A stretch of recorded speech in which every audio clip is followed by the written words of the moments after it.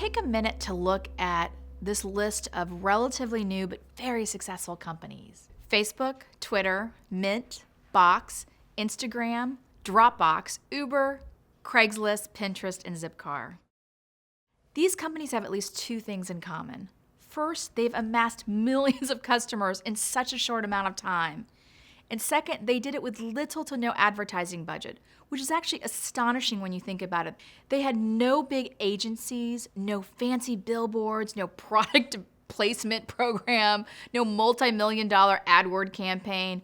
All they had was a really good idea that solved a customer problem and very sound marketing strategy. The reality is you don't need a lot of money to be effective. The battle is no longer about big budgets or a large army of people. The battle is about big ideas that solve customer problems and great marketing strategy.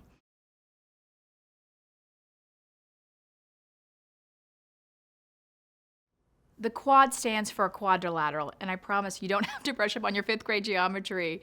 The definition of a quadrilateral is nothing more than 4 sides and 4 corners. I'll introduce each side and each corner, which will form the basis of the videos in this series. Let me explain how this works. The first side is marketing strategy. And the reality is you're probably doing a lot of the things already to build that marketing plan. Your pricing, your prototype, and of course your customer development work. Steve Blank's series, The Lean Approach, offers great tips on these topics. We're going to focus on the one document that's the most important, but unfortunately is often not used. And it's the positioning statement. And it is marketing gold. If you can pull this together, you will be amazed at how often you use it in so many of the things that you do in marketing as well as throughout your business. Now, you would think that once you've got your marketing strategy complete, you should start to execute. But we need to hit that upper right corner and do 3 important activities. And doing these things will absolutely optimize the likelihood that you're successful when you execute your marketing plan. And those are, first, to really define your marketing objectives. What is success? Make sure you write it down. That will be so important to you as you go through this process. The second, earmark a budget. You don't need a lot of money to start, but it's really important to have a few dollars set aside as you start to experiment with certain tactics. And the third, and probably the most important, is to document and define your content marketing plan. We're going to come back to this over and over again. And what's interesting about this is companies who actually have a documented marketing plan generate 4 times as many leads as those who do not. So once you've got your corner, you've defined your objectives, figured out what the content marketing plan is, and set a budget, you're ready to execute. The challenge is there are literally hundreds of tactics to choose from. What we're going to spend the time talking about is which marketing tactics do you use? What are table stakes?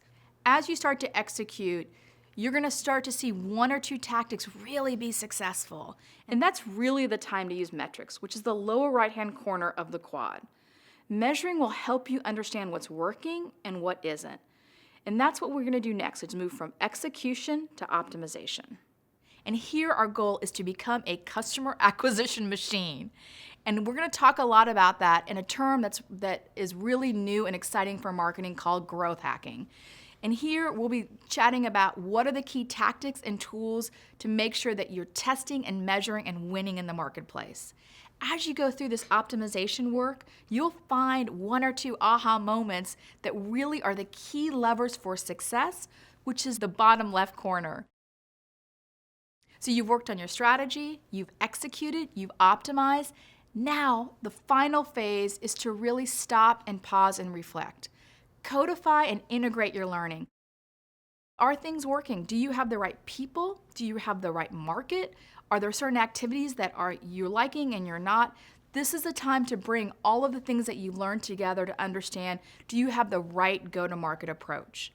And from that work, you'll hit the upper left corner, which is deciding whether to pause, pivot, or aggressively pursue. This framework is nothing more than a structured but very flexible approach, all designed to help your product or service win in the marketplace.